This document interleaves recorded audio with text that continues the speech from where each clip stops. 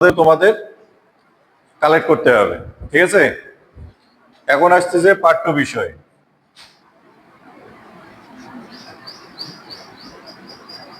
পাঠ্য বিষয় অর্থাৎ চতুর্থ বর্ষে তোমরা কি কি সাবজেক্ট পড়ছো। ঠিক আছে, চতুর্থ বর্ষে কি কি সাবজেক্ট পড়ছো, এই সাবজেক্টগুলো সম্পর্কে তোমাকে প্রশ্ন করা হবে এই চতুর্থ বর্ষে।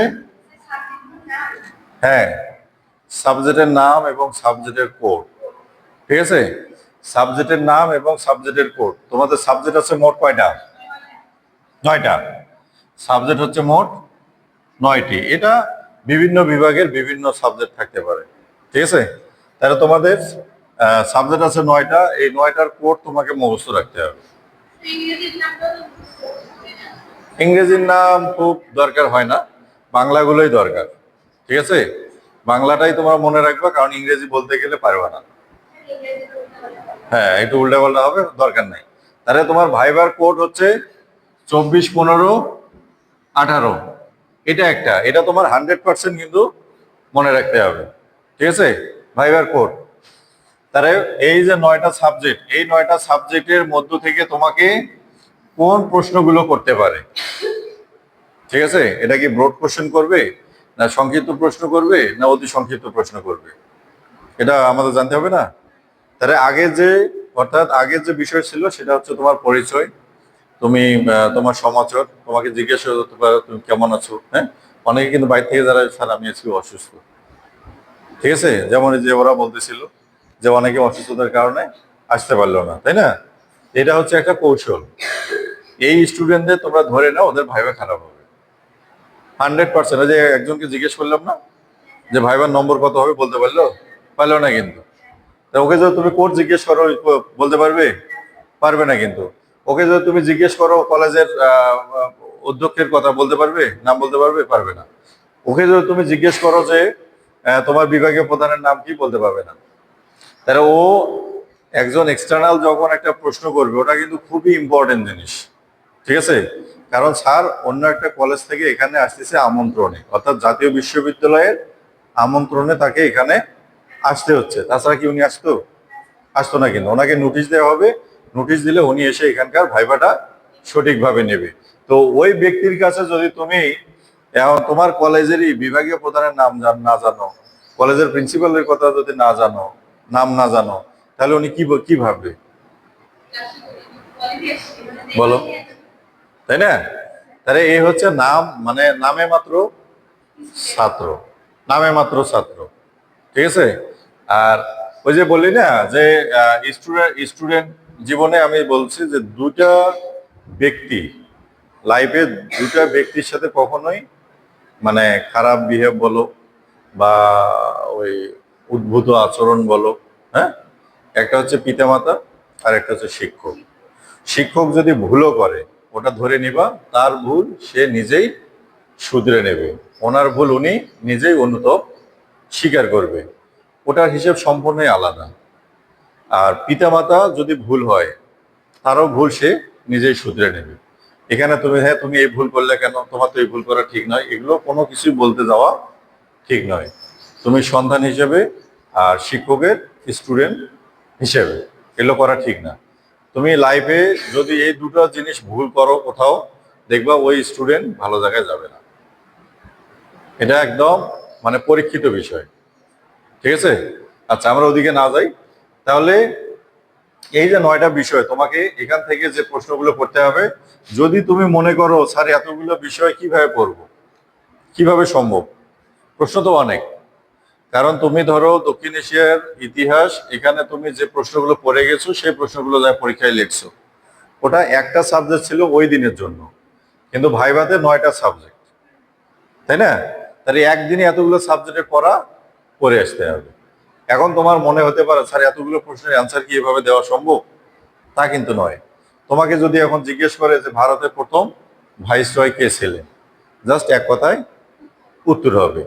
তাহলে তোমাকে একটা বর্ণনামূলক প্রশ্ন যদি করে, এরকম বর্ণনামূলক প্রশ্ন কিন্তু এখানে প্রশ্নে আছে।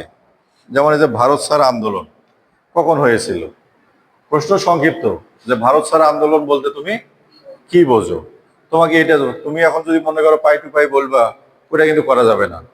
এই গত বছরের আগের বছরের এক স্টুডেন্ট আমাদের ছিল, ও খুব পড়ুয়া স্টুডেন্ট ছিল। ওকে কোনো প্রশ্ন করলে 4-5 লাইন ধরে প্রশ্নের অ্যান্সার দিত, কিন্তু আমরা আসলে অত অ্যাকসেপ্ট করিনি। কোনো দরকার নেই, আছে কি এক কথায় তুমি অ্যান্সার বলে দিবা, যদি পারো বলবা, যদি না পারো বলবা যে স্যার আমি এটা পাচ্ছি না, আরেকটা প্রশ্ন করে। ঠিক আছে? এবার এখন এখানে দক্ষিণ এশিয়ার ইতিহাসের প্রশ্ন দেখো, এখানে বোর্ড প্রশ্ন দেওয়া আছে যে লর্ড কার্জনের সংস্কার।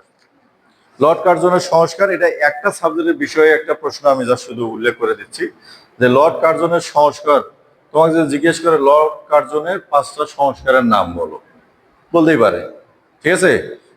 বা এমনও কথা বলতে পারে যে আমাদের বাংলাদেশের যে প্রধানমন্ত্রী তারেক রহমান আসলো, যে উল্লেখযোগ্য 5টি প্রকল্পের নাম বলো। ঠিক আছে? তোমাকে এটাও কিন্তু মাথায় রাখতে হবে যে তারেক রহমান কোন কোন প্রকল্পগুলো আগে করলো, করছে না, অনেক প্রকল্প করছে না, এটা নেট থেকে তোমরা বের করে নিবা। ঠিক আছে? যে প্রকল্প বলতে কি উল্লেখযোগ্য যে কাজগুলো, উল্লেখযোগ্য কাজ, যেমন উনি এসে কি করছে, খাল খনন করছে, এটা একটা প্রকল্প। এরপরে উনি এসে গরিবদের মাঝে কি কার্ড বিতরণ করছে, করছে না? এইরকম যে কাজগুলো করছে, এই 5টা নাম তোমরা মনে রাখবা। ঠিক তেমনি এখানে যেমন দেয়া আছে, এখানে ওই যে কি নাম বললাম, লর্ড কার্জনের সংস্কার।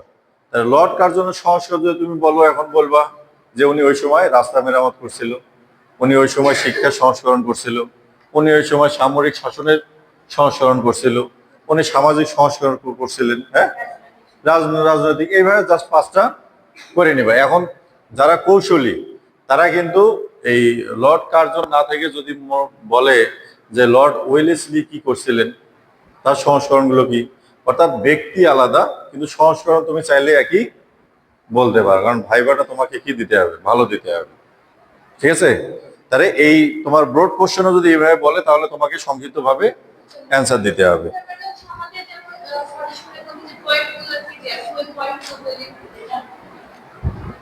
পয়েন্টে যখন যাবা তুমি, তখন তো পয়েন্ট, তোমাকে পয়েন্ট বলতে হবে, ব্যাখ্যা দিতে হবে। তুমি যদি পয়েন্ট দাও যে এই যে যেমন বললাম সংস্করণ কি কি, তাহলে এগুলোও কিন্তু একটা করে পয়েন্ট, পয়েন্ট না এগুলো? হ্যাঁ, 10টা-15টা পয়েন্ট মুখস্থ করার দরকার নেই, জাস্ট 5টা। 5টা, এর 5টার বেশি কিন্তু তোমাকে বলা হবে না যে তুমি 10টা সংস্করণের নাম বলো, 10টা পয়েন্ট বলো, এগুলো কিন্তু বলা হবে না। তোমাকে বলা হবে যে কি কি সংস্করণ করছিলে, এরকম 5টা সংস্করণের নাম বলো দেখি। ঠিক আছে? জাস্ট এতটুকুই, এটা তোমরা নেবে। তাহলে প্রথম তোমাদের পড়তে হবে অতি সংক্ষিপ্ত প্রশ্ন। ঠিক আছে? অতি সংক্ষিপ্ত প্রশ্ন, তাহলে কয়টা বিষয়ের পড়তে হবে? 9টি বিষয়ের। 9টি বিষয়ের অতি সংক্ষিপ্ত প্রশ্ন। তাহলে 9টি বিষয়ের একটা প্রশ্নে তোমার অতি সংক্ষিপ্ত প্রশ্ন দেওয়া আছে কয়টা? 12টা, নাকি? 12টা দেওয়া আছে। তার 9টার কতগুলো হবে হিসেব করো, তাহলে কত হয়?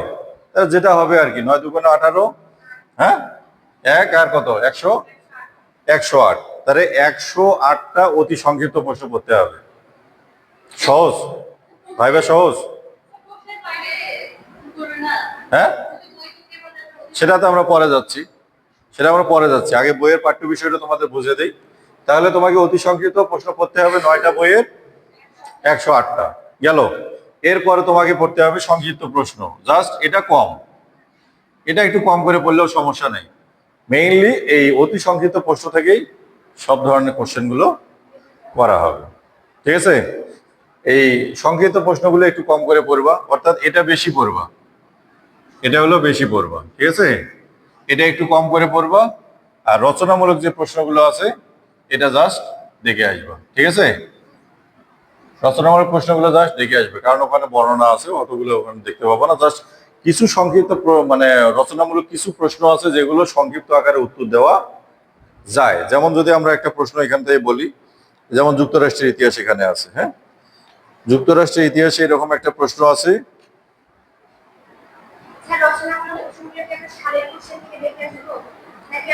শুধু তোমাদের যে প্রশ্নগুলো, হ্যাঁ, তোমাদের যে প্রশ্নগুলো, যেমন এখানে আছে যে কৃষি বিপ্লব, আমেরিকায় যে কৃষি বিপ্লব হয়েছিল, এই কৃষি বিপ্লব বলতে তুমি কি বোঝো? তুমি তখন বলবা যে কৃষকদের একটা বিপ্লব। তাহলে জিজ্ঞেস করতে পারে কৃষকদের কি নিয়ে বিপ্লব, এই জিনিসটা জাস্ট তুমি একটু দেখে আসবা, ঠিক আছে? তাহলে এই ধরনের যে প্রশ্নগুলো আছে, ব্রড প্রশ্ন, রচনামূলক যে প্রশ্ন, সেগুলো তুমি সংক্ষিপ্তভাবে পড়ে আসবা, ঠিক আছে?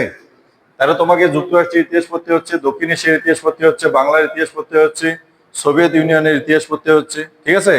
এরপর তোমাকে আরো কিছু কোশ্চেন এখানে হতে পারে যে জার্মান, চীন ও জাপান যুদ্ধ আছে না, রুশ বিপ্লব আছে ওখানে, হ্যাঁ? এই ধরনের প্রশ্ন, রুশ বিপ্লব কি, এরপর হচ্ছে তোমার জাপান, চীন ও জাপান যুদ্ধ কি, হ্যাঁ? এই ধরনের যে প্রশ্নগুলো আছে, এই প্রশ্নগুলো তোমাকে সংক্ষিপ্ত নোট করে নিতে হবে। এখানে এর সাথে যদি তুমি সংক্ষিপ্ত প্রশ্নেই এই প্রশ্নগুলো পাও, তাহলে নতুন করে প্রশ্নগুলো অ্যাড করার কোনো দরকার নেই। যে প্রশ্নগুলো অতি সংক্ষিপ্ত প্রশ্নে তুমি পাবা না, এই প্রশ্নগুলো অতি সংক্ষিপ্ত প্রশ্নে তুমি যোগ করবা। এখানে সর্বোচ্চ আর 20টা প্রশ্ন যোগ হতে পারে, তাহলে তোমার ধরো 130। এই 130টা প্রশ্নের প্রিপারেশন তোমাকে ভালো করে নিতে হবে, ঠিক আছে? কঠিন কি? কঠিন, বাট তোমাকে প্র্যাকটিস করতে হবে। ভাইবা তো অবশ্যই কঠিন, কিন্তু তোমাকে প্র্যাকটিস করতে হবে। প্র্যাকটিস করলে কঠিন নয়, ঠিক আছে? আর এখন ওই যে যে বিষয়টা ও বললো, সেটা নিয়ে আমরা একটু বলবো যে বাইরের কি প্রশ্ন হতে পারে।